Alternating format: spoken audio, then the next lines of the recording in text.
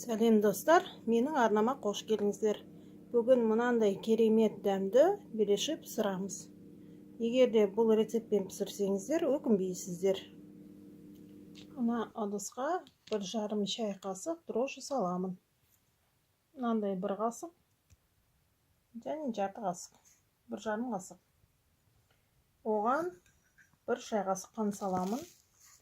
Екеуін жақсылап араластырамын. Енді жылы су қоямын. Температурасы 38-40 градус болу керек. Қолыңызды салып көрсең, жып-жылы болу керек. Ыстық болса дрожжи ойқалады. Өстіп енді бұны жылы жерге қоямын, араластырамын да. Дрожжимызды активировать етуіміз керек. Ыдысқа сүтті құямыз. Бәрі комнаталық температурада, жылы болса жақсы. Су, май,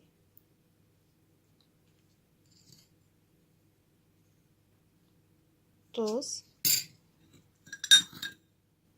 және қант. Араластырамыз бәрін.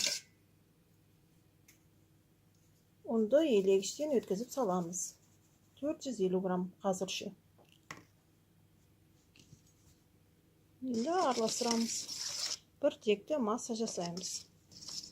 Ашытқымыз көтерілді, үстінде шапочкасы бар. Енді осыны жаңа дайындап қалған қамырымызға құямыз. 10-15 минут уақыт кетеді көтерілу үшін. Енді араластырамыз.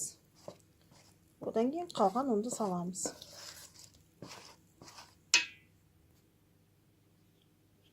Қалған ұнды да елеп саламыз. Барлығын бірақ саламыз. Енді қамыр елейміз. Елегенде бір 10 минутта елейміз. Қандай болмасын, нанды көбірек елеу керек. Жалпы тамақ жасағанда, нан елегенде көңіл-күй жақсы болу керек. Сонда тағамыңыз да бәрі жақсы шығады.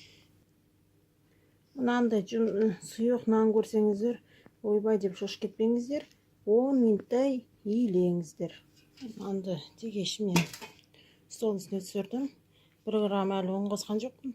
Тіпті қолыңызға жағып жатса, кішкене жаңа ыдыста алған майды қолыңызға жағып елей беріңізге болады. Әлі міне арғарда өсіп елей беріңіздер. 10 минут өтті, міне басамыз, тестаны әрқашан қамырды басып қоямыз, домалатпай. Енді оның бетін қақпақпен жауып, жылы жерге қоямыз. 1,5-2 сағаттан кейін нан көтерілу керек. Одан кейін оны екінші рет басамыз. Міне нанымыз көтерілді. Енді оны тағы да бір рет басамыз да, тағы да қойып қоямыз. Оған азырақ уақыт кететін шығар.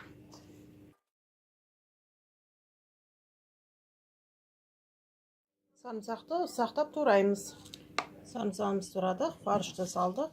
Енді дәміне қарай өзіңіз тұз саласыз, қанша салатыңызда. Қара бұрыш себеміз, қызыл бұрыш себеміз және сүт құямыз. Одан кейін жақсылап тұрып араластырамыз. Жалпы маған фаршта қара бұрыштың көп болғаны ұнайды.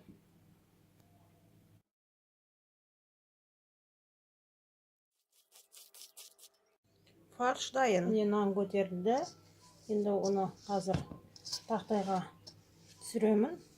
Міне, түсірдім нанды. Енді ақырындап кішкене былай.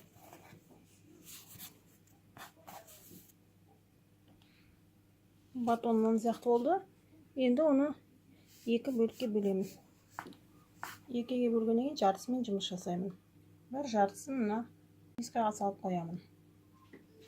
Нанды да бүйтіп қолмен жаңағы батон сияқты формаға келтіремін. Ол нанды да енді 2-ге бөлемін.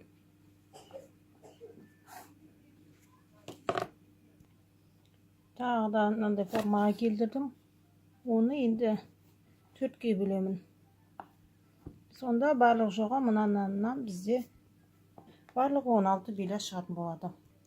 Енді нанның әрқайсысын былай домалатамын, домалақ форма беремін. Енді ұн сеуіп әрқайсысын жая бастаймын. Белашқа тестамызды қолмен осы жая саламыз. Газды қосып, майды ертіп жатырмын.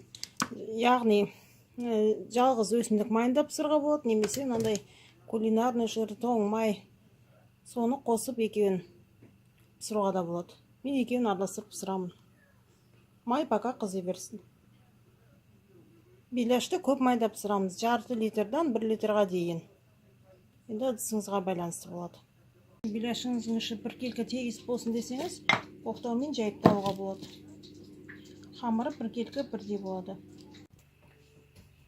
Беляшты ашып кетпеу үшін аз-аздан жасап пісіріп тұру керек екен.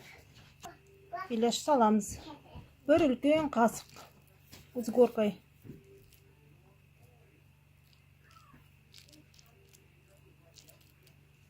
Енді нанның бәрін былай ортасына қарай жинаймыз.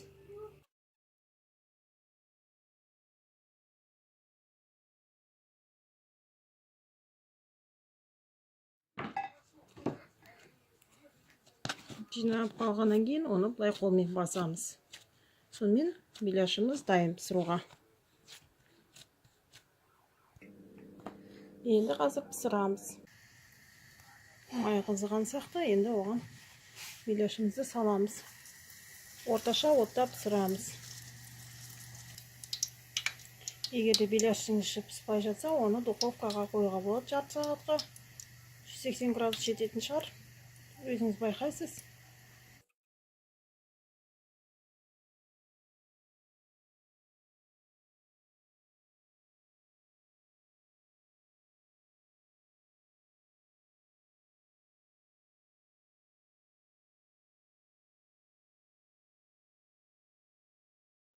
Міне орташа. Ыстық қалпында бөліп көрейік. Мынандай іші.